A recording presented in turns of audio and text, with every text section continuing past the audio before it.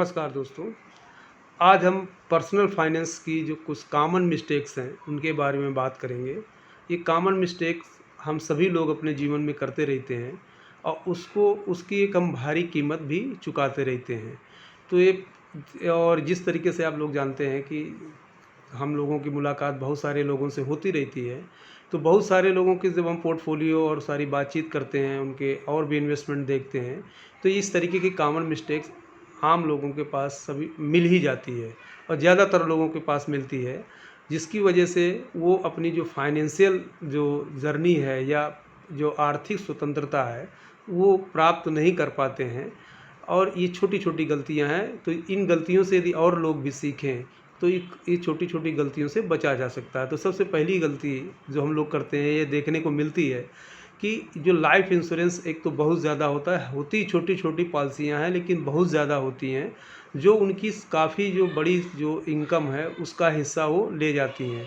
और जब उनसे हम बात करते हैं, तो काफ़ी वो खुशी से बताते हैं कि इसमें 4 साल बाद, 5 साल बाद हमको मनी बैक मिल जाएगा।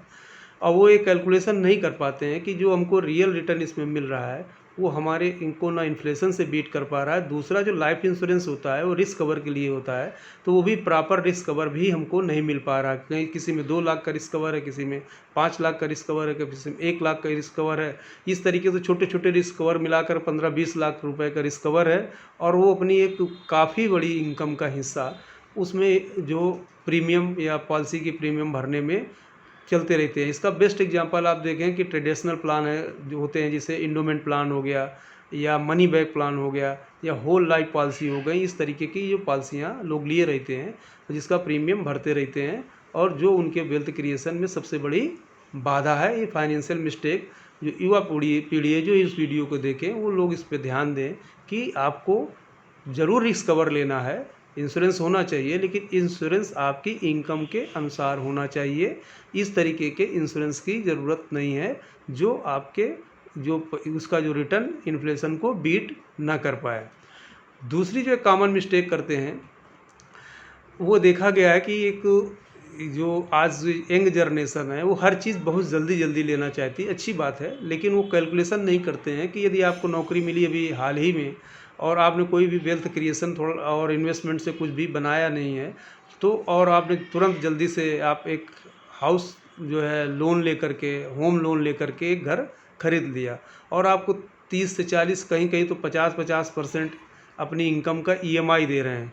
यदि नौकरी में या बिजनेस में या किसी तरीके कोई अप डाउन होता है, फिर एक बड़ा बड़ा स्ट्रेस तैयार हो जाता है उनके लिए और उसका कि हमको ईएमआई देना है, फिर वो काफ़ी भारी पड़ता है।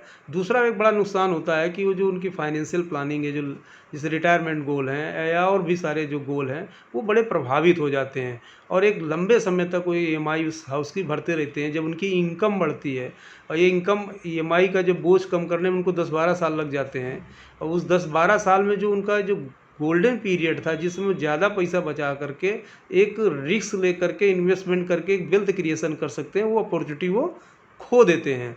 तो हाउस घर सबके पास होना चाहिए। रोटी कपड़ा और मकान ये बेसिक है, मकान होना चाहिए, ज़रूर रहने के लिए घर करना चाहिए, लेकिन एक प्रॉपर प्लानिंग करके घर लेना चाहिए, ना कि बहुत ज़्यादा जल्दबाजी करके कि हमको घर बस लेना ही है और आप अपने लिए एक स्ट्रेस तैयार कर देते हैं और फाइनेंशियल जो है गोल में भी आप रुकावट डालते हैं, जो आपको आगे जो फ्यूचर की प्लानिंग है वो भी आपकी प्रभावित होती है। तो तीसरी एक कॉमन मिस्टेक है जो लोग करते हैं कि जिसकी एक इमरजेंसी फंड बनाना, जबकि हमारे भारतीय कल्चर में दुनिया का दूसरा देश भारत है जहाँ एक सेविंग, चाइना के बाद सेविंग करने की बहुत प्रवृत्ति है। लेकिन जो आज की नई पीढ़ी है, जबकि उनके बचपन में उनके पेरेंट्स से सिखाते हैं, देखे होंगे कि गुल्लक रखते हैं बर्थडे में या जो भी आपके रिलेटिव मिलने आते हैं या कुछ पैसे यदि बच्चों को देते हैं, वो सब गुल्लक में डालते हैं। वो सब बचपन से उनके पेरेंट्स सिखाते हैं। पेरेंट्स भी जो बर्थडे वगैरह में उनको गिफ्ट देते हैं, कुछ पैसे भी देते हैं, जो अपने वो गुल्लक में डालते हैं। लेकिन वही बच्चे जब बड़े होकर के नौकरी करने जाते हैं, तो ये भूल जाते हैं कि जो उनके पेरेंट्स ने सिखाया था कि गुल्लक में पैसा डालना, ये पिग्गी बैंक में पैसा डालना, ये इमरजेंसी फ़ंड है। तो आप जब नौकरी करें, तो सबसे पहले अपनी नौकरी का 6 महीना या साल भर का इमरजेंसी फ़ंड ज़रूर बनाना चाहिए। ऐसा भी देखा गया है कि कुछ लोगों का हम लोग फ़ंड बना देते हैं, लेकिन वो कहते हैं कि अरे इसमें बहुत ज़्यादा रिटर्न नहीं आ रहा है, इस फंड में लगाए होते तो ज़्यादा होता है, ये होता है, करते, हमको अभी तो कोई ज़रूरत नहीं, अभी निकट में नहीं दिख रहा है। लेकिन किसी को नहीं पता है कि आपको इमरजेंसी कब ज़रूरत पड़ सकती है। आपके किसी रिलेटिव को आपको फंड की ज़रूरत पड़ सकती है, जिसमें आप कुछ थोड़ा बहुत मदद कर सकते हैं, उसकी जान बचा सकते हैं, मेडिकल इमरजेंसी में काम आ सकता है। जो यदि आपके पास इमरजेंसी फंड नहीं है, तो ये आपकी किसी भी इमरजेंसी में आपकी जो इन्वेस्टमेंट को वही उसी को ब्रेक कराएगा। यदि इमरजेंसी फंड है तो आपका इन्वेस्टमेंट बच जाएगा और आप उस दौर से भी निकल जाएंगे। सपोज़ करो कि आपको 2-3 महीने की सैलरी रुक जाती है, तो आप अपना खर्चा कैसे चलाएंगे? अपना इन्वेस्टमेंट तोड़ देंगे। लेकिन इमरजेंसी फंड होगा तो आपका इन्वेस्टमेंट भी बचा रहेगा और वो 2-3 महीने का जो वक्त है वो भी निकल जाएगा। तो अपने पोर्टफोलियो में एक इमरजेंसी फंड ज़रूर होना चाहिए। तीसरी एक जो बड़ी गलती है, जब हम लोगों से बात करते हैं तो उनको ये नहीं पता होता कि हमें कितने पैसे की ज़रूरत है, और उनका केवल एक ही सवाल होता है कि हम रियल इस्टेट में जो है इन्वेस्टमेंट करें, कि गोल्ड में करें, कि इक्विटी में, बाज़ार तो बहुत ऑल टाइम हाई है। इस तरीके के सवाल करते, कितने % रिटर्न मिल जाएगा, ये ऐसे सवाल करते रहते हैं। करने चाहिए, लेकिन सबसे बेसिक ज़रूरी सवाल जो है वो अपने गोल को सेट करना। जब आप अपने गोल सेट करेंगे तो आपको मालूम होगा कि ये गोल कितने साल में आने वाला है। जब आपको ये पता हो जाएगा तब आपको उसकी तैयारी करना है, तब आपको एक एसेट क्लास चुनना है कि इक्विटी में सही रहेगा, कि फिक्स डिपॉजिट में सही रहेगा, कि गोल्ड में रहेगा, कि रियल रिटेल में रहेगा। तो सबसे पहले आप गोल सेट करें, उस गोल के अनुसार अपना इन्वेस्टमेंट सेट करें। ये रिटर्न बाय प्रोडक्ट हैं। आप इक्विटी में यदि लंबे समय तक रिटर्न देंगे तो अच्छा रिटर्न आएगा। आपके पास लमसम पैसा है, यदि कहीं आपको लगता है तो आप बहुत सारा प्रॉपर्टी में कर सकते हैं, गोल्ड में भी कर सकते हैं। लेकिन सबसे पहले आप गोल सेट करें, और जब गोल सेट करेंगे तो आपको ये पता हो जाएगा कि कितने पैसे की ज़रूरत है और कब ज़रूरत है। तो फाइनेंशियल गोल सेट करना बहुत ज़रूरी है, जो लोग नहीं करते हैं। यदि किसी का फाइनेंशियल प्लानिंग कर दी जाती है तो उसको फॉलो भी नहीं करते, वो ब्रेक कर देते हैं, वो एक नई जो अपनी जो ज़रूरत है वो क्रिएट कर देते हैं, या अपनी जो तैयारी किया है उसको ब्रेक कर देते हैं, या बात नहीं मानते हैं। जो भी जिस तरीके भी समझें, लेकिन ऐसा देखा गया है अमूमन कि बहुत कम लोग हैं जो अपनी फाइनेंशियल गोल प्लानिंग करके उसके अपने इन्वेस्टमेंट में लगातार डटे रहते हैं, वही वेल्थ क्रिएशन भी करते हैं। तो पांचवी जो मिस्टेक है वो है, जो ज़्यादातर लोग जो इन्वेस्टमेंट अपना फिक्स डिपॉजिट में करते हैं, चाहे बैंक की एफडी हो या पोस्ट ऑफिस की एफडी हो या और भी बॉन्ड आते हैं, तो उनमें करते हैं। ये ज़रूरी है, होना चाहिए आपके पोर्टफोलियो में, फिक्स डिपॉजिट होना चाहिए, गवर्नमेंट बॉन्ड होने चाहिए, ज़रूरी है। लेकिन केवल यही हो तो आपके पैसे को इरोड कर देंगे, परचेजिंग पावर कम कर देंगे। क्योंकि रियल रिटर्न जब आप चेक करेंगे तो इन्फ्लेशन और टैक्स को माइनस कर देंगे, तो आपको ये जो रिटर्न मिलेगा वो निगेटिव होगा।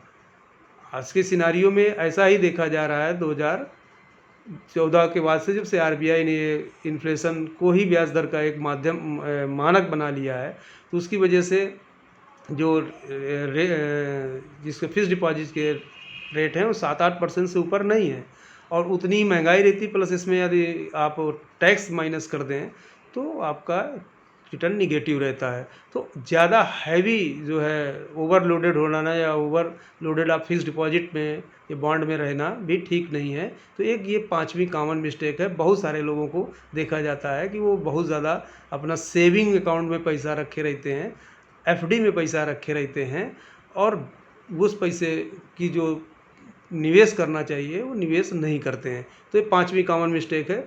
छठी और लास्ट कॉमन मिस्टेक है कि एक जो प्रॉपर हेल्थ इंश्योरेंस करना होना। हेल्थ इंश्योरेंस इसलिए ज़रूरी है कि जो आप सेविंग करते हैं, यदि आपको इमरजेंसी आती कोई हेल्थ रिलेटेड, आपको हॉस्पिटलाइज होना पड़ता है, तो आपकी जो सेविंग है वो इरोड हो जाएगी, सेविंग आपकी ब्रेक हो जाएगी, आपका जो इन्वेस्टमेंट ब्रेक हो जाएगा, और आपकी जो फाइनेंशियल जो जर्नी है वो कमज़ोर हो जाएगी, आपके गोल पूरे नहीं होंगे। तो एक प्रॉपर हेल्थ इंश्योरेंस होना चाहिए। हेल्थ इंश्योरेंस में बड़ी मज़ेदार बात है, यदि किसी लोगों को हेल्थ इंश्योरेंस ले भी लेते हैं, और ये ईश्वर की कृपा से वो 2-3 साल 3 साल यदि हेल्थ इंश्योरेंस उनको ज़रूरत नहीं पड़ती है, जो बहुत अच्छी बात है, तो हमेशा ये सवाल करते रहते हैं कि 3 साल से हमारा पैसा बेकार जा रहा है। तो हेल्थ इंश्योरेंस में जो भी लोग ले लेते हैं, एक तो ये 1-2 साल बाद ब्रेक कर देते हैं, नहीं जमा करते हैं, और दूसरा यदि वो ले लेते हैं तो बार बार यही सवाल करते रहते हैं कि ये तो बेकार जा रहा है हमारा प्रीमियम, हमने तो कोई इसका फ़ायदा ही नहीं लिया। इस तरीके की हेल्थ इंश्योरेंस ईश्वर करे कि कभी फ़ायदा ना मिले। ये फ़ायदा इसका जभी मिलता है जब आप हॉस्पिटलाइज़ होंगे, और हॉस्पिटलाइज़ होना कोई अच्छी बात है क्या? लेकिन ये कोई नहीं जानता है कि आपको कब ज़रूरत पड़ जाए। अभी जैसे इस समय आप खबरों में भी पढ़ रहे होंगे कि बहुत सारे डेंगू के जो मरीज़ बढ़ रहे हैं, काफ़ी अस्पताल में डेंगू के लोग भर्ती हैं और एक डेंगू के इलाज में भी डेढ़ 2 लाख रुपए खर्च हो जा रहे हैं। तो उस जब आपके पास हेल्थ इंश्योरेंस होगा तो काम होगा। दूसरी बात है कि हेल्थ इंश्योरेंस जब भी लोग मांगते हैं अपने मन से, तो ज़्यादातर देखा गया कि वो बीमार होते हैं तब मांगते हैं, जबकि उनको मालूम होना चाहिए कि हेल्थ इंश्योरेंस जब बीमार हो जाओगे तो नहीं मिलता है, स्वस्थ लोगों को मिलता है। तो जब स्वस्थ रहें, हेल्थ इंश्योरेंस उसी समय ले लें। ये बहुत ज़्यादा कम प्रीमियम में भी मिलता है, और इतने कम प्रीमियम में इतने 5 लाख 10 लाख 20 लाख की गारंटी देता है कि आपके इलाज में मदद करेंगे। और जब हेल्थ इंश्योरेंस का जभी पूरी तरीके से फ़ायदा होता है जब वो लंबे चल जाता है, 3 साल 4 साल हेल्थ इंश्योरेंस चल जाएगा, तो आपके कोई भी क्लेम रिजेक्ट नहीं होते हैं। तो एक अपने पोर्टफोलियो में एक हेल्थ इंश्योरेंस ज़रूर होना चाहिए। तो ये 6 जो कॉमन मिस्टेक है, इन मिस्टेक्स पर यदि हम ध्यान दें तो एक जो हैप्पी लाइफ है, फाइनेंशियल हैप्पी लाइफ है, वो हम बना सकते हैं। दूसरा, अपना वेल्थ क्रिएशन कर सकते हैं, अपने गोल पूरे कर सकते हैं, स्ट्रेस फ्री रह सकते हैं। तो जो बहुत सारी और भी बातें करेंगे तो वीडियो लंबा हो जाएगा। तो आज की बात है यहीं पर समाप्त करते हैं, और इन को आप जो भी ये वीडियो कैसा लगा या और भी कोई मिस्टेक आपको दिखती है तो कमेंट बॉक्स में ज़रूर लिखें, उसका हम उत्तर देने की कोशिश करेंगे या नए वीडियो में बात करेंगे। और जो है इन छोटी छोटी कॉमन मिस्टेक को जब ध्यान में रखेंगे तो हो सकता है कि हम ये कम करें। धन्यवाद दोस्तों।